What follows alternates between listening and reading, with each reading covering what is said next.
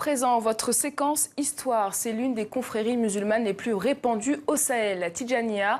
À l'heure où les intégrismes religieux envahissent cette région, cette branche soufie demeure moins médiatisée. Elle est pourtant bien présente au Mali, au Sénégal, au Maroc ou encore en Algérie. Cette confrérie prône un islam à contre-courant des conservatismes et du radicalisme. Direction la Zaouïa de Fès au Maroc, son berceau.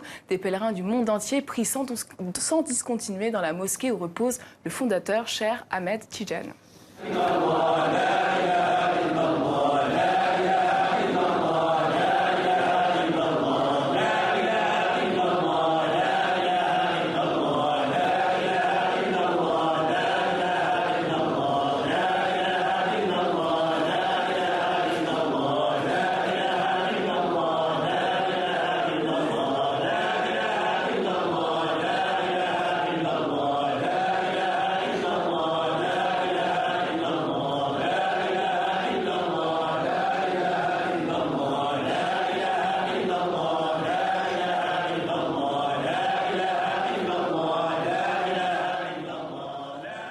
Avec nous, Slimane Zeguidour, qui s'est penché sur la question de Tidjaniya. Bonsoir Slimane. Bonsoir. Alors expliquez-nous, c'est quoi la Tidjaniya? Alors la Tidjaniya, elle porte le nom de son fondateur, Ahmed Tidjani, qui est un Algérien, et une confrérie religieuse soufie en islam. C'était quelque chose de très commun jusqu'aux années 50. C'est-à-dire jusqu'aux années 50, pendant 14 siècles, l'islam reposait sur des confréries. Il y avait des milliers de confréries, dans certaines transnationales. Et la confrérie, c'est quoi? C'est un saint qui la fonde. Et ce saint est perçu par les fidèles comme un intercesseur entre les fidèles et Dieu. C'est lui, c'est pour ça qu'il est censé tenir une baraka pour bénir quand il est vivant. Et quand il meurt, son mausolée, qu'on appelle vulgairement un marabout, devient un lieu de pèlerinage pour demander aussi la baraka du saint, même après sa mort.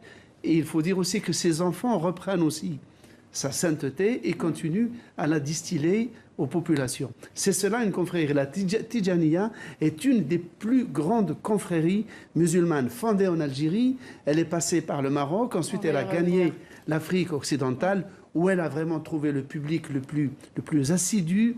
Et justement, comment elle s'est exportée dans ces pays africains? Alors, elle s'est exportée d'abord quand elle a commencé à avoir des soucis en Algérie sous la domination française.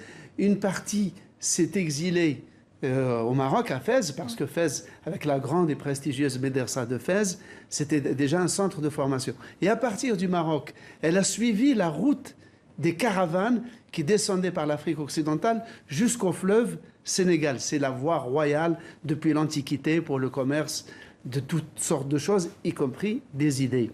Et c'est pour cela qu'elle a, tout en étant présente en Égypte, en Turquie, c'est vraiment autour du Sénégal, mais aussi en rayonnant vers le Burkina Faso, la Gambie, le Mali, la Mauritanie évidemment, qu'elle a trouvé son bassin naturel où elle a été adoptée, non seulement adoptée, mais enrichie par des lignées de ulama comme le Hajj Malik Sy ou le Hajj Omar Tal. Il y a eu des lignées de très grands théologiens. Et pourquoi les confréries sont importantes en islam?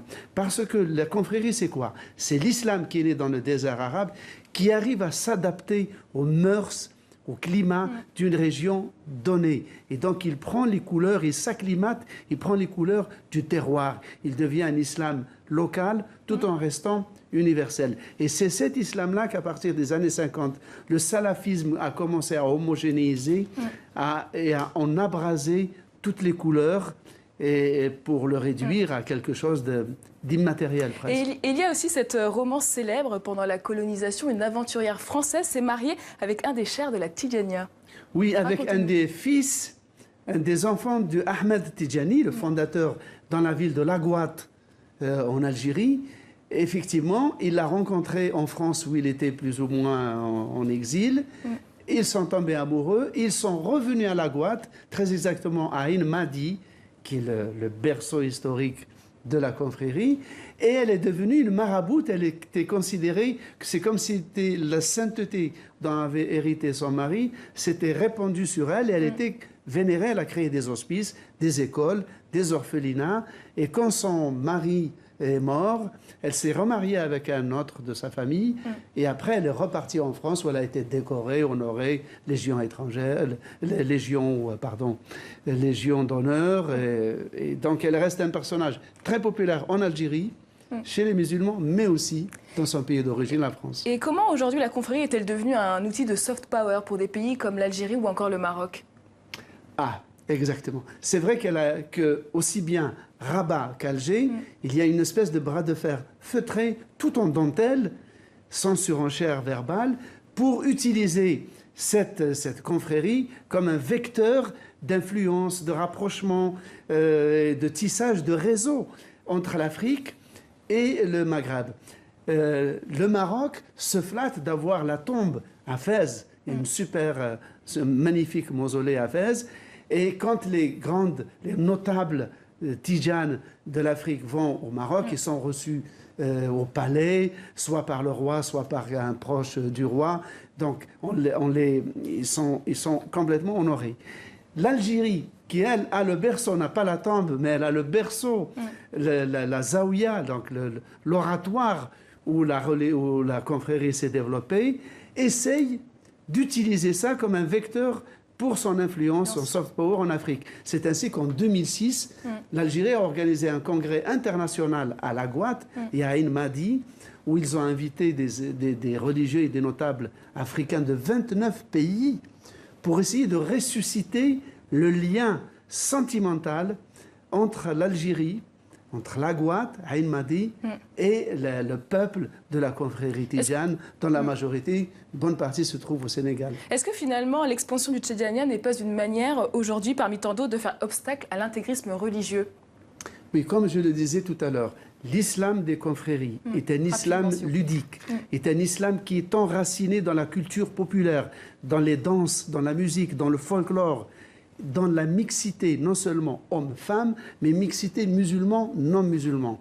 Toutes ces habitudes, tout ce folklore, ce côté naturaliste, fêtard, il suffit de voir les moussem, par exemple, au Maroc, ou les pèlerinages à Tiwawan, au Sénégal, qui est la capitale mondiale des Tidjanes, pour voir un islam débonnaire, coloré et ouvert. Merci beaucoup, Slimane, pour votre éclairage.